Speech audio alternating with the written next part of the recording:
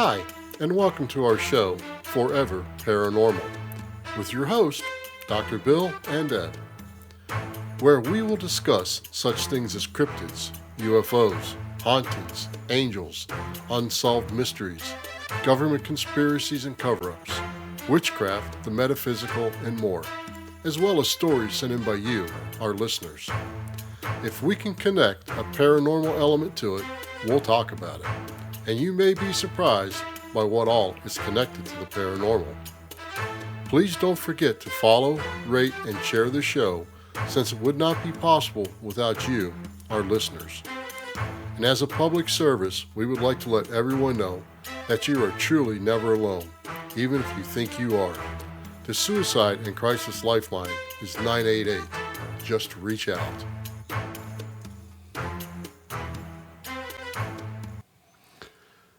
Hi. On this episode, we're going to touch base on several subjects at once and how they may or may not all be connected. How are you, Deb? Doing well. How are you? Oh, I'm happy to be here another day. We're going to talk about an urban legend cryptid called the Rake, which has appeared on mainstream TV shows, multiple wiki pages, many YouTube channels, and even has books written about it. We'll also touch on universal consciousness and manifestations as it relates to the Rake. What's the scoop on the Rake? Well, the Rake is supposedly a humanoid monster about 6 feet tall when standing, but usually crouches and walks on all fours. It's said to be hairless with very pale skin. It's supposed to have a blank face, like no nose and no mouth. However, it does have 2 or 3 solid green eyes, with one in the middle if it only has 3, which are towards the back of the head, depending on which description you get. When it attacks, the mouth that it's not supposed to have opens up like it's hinged at the skull, at the chin, and reveals many tiny dull teeth. So, are there different species of the Rake or different stories? I think it's a bunch of different stories kind of grown over time. Because the Rake got started on 4chan's bulletin board and creepypasta when an anonymous user posted a thread where he uploaded many ideas of new types of monsters to the website. This is the one that stuck. Then a creepypasta fictional story said it was seen many times in upstate New York, and it grew from there. Then people started posting research in air quotes on 4chan's and creepypasta.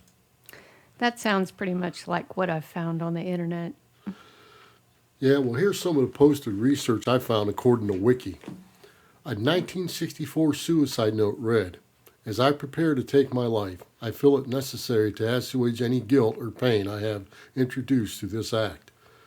It is not the fault of anyone other than him, for once I awoke and felt his presence, and once I awoke and saw his form, and once again I awoke and heard his voice, and looked into his eyes. I cannot sleep without fear or what I might next awake to experience.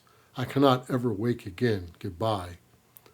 This suicide note was found in the same wooden box where 2 empty envelopes were addressed to William and Rose, and one loose personal letter that read, "Dearest Lenny, I have prayed for you.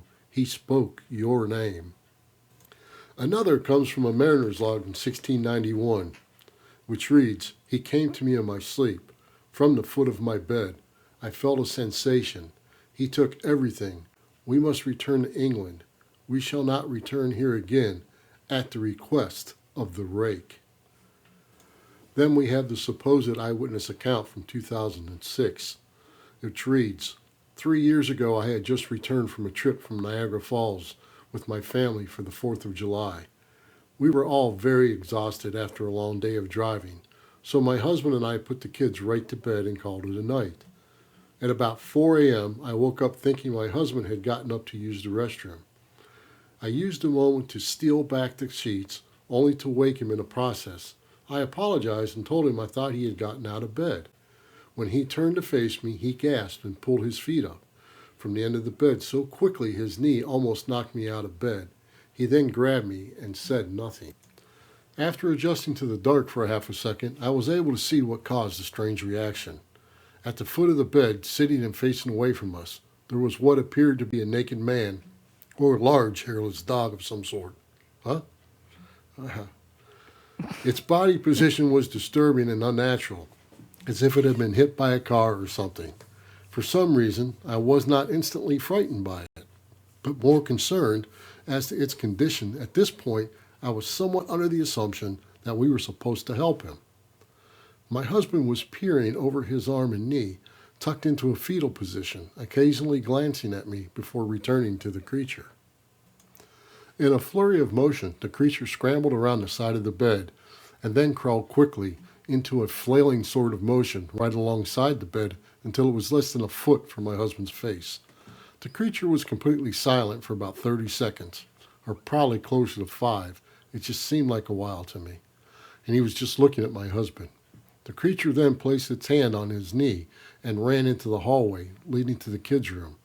I screamed and ran for the light switch, planning to stop him before he hurt my children.